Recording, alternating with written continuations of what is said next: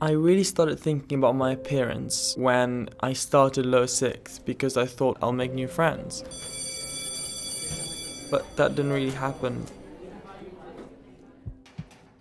Do I look good? Maybe I don't look good. Maybe that's why they didn't talk to me yesterday. Maybe they're not going to talk to me today because I have an infection. The more I saw that I wasn't really making friends in the months that went by, the more the thoughts intensified. And the more I thought, well, they definitely must not like me because I'm ugly. I'm ugly.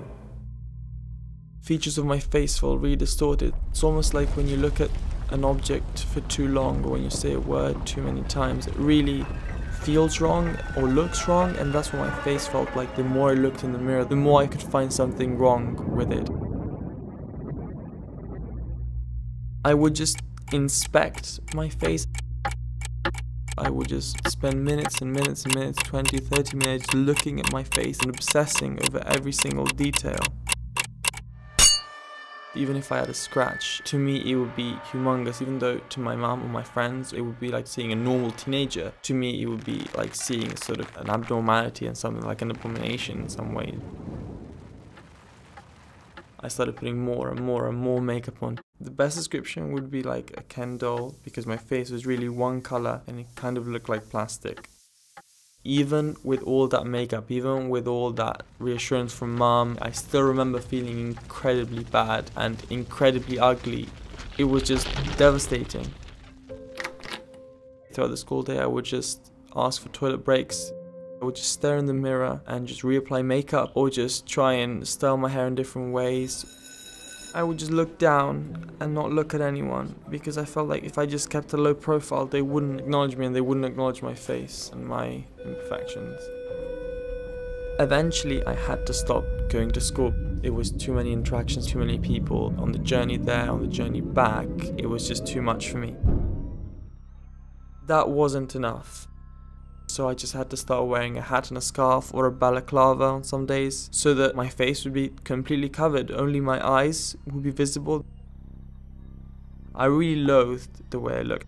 Even briefly looking at myself became too much, and so mum had to unmount the mirror from the wall. I even got to the point where I wouldn't let mum or dad look at me.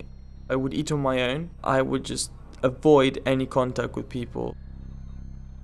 On some days, I just couldn't get out of bed the whole day.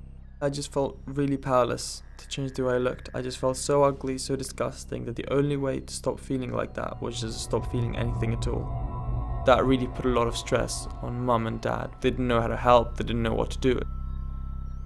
I didn't really know about BDD myself, but mum was the one that really helped me realize what it was. I remember going to one of the therapy groups, and we were talking about, being brave and taking the leap and doing things that were scary. I felt, okay, I need to do something, and I took off my scarf and hat and I let people see me. It was really the first step in my treatment in getting better. In the treatment, I did exposures. They're tasks in which you get pushed to the limit of your comfort. We'd go out in London, take the tube, go to the park, where I'd let people interact with me, I'd look at people in the eye. The more I did this, the more I felt I could do more. It was kind of a snowball effect, and that really kept the process of getting better going. Now, life is very different. Even if I've noticed something on my face, I can still go out, enjoy my day, have fun with friends, and interact with people. You have to really compartmentalize your illness and separate it from yourself. It's not who you are, the illness. It's just something that's trying to take over you, but you can fight it.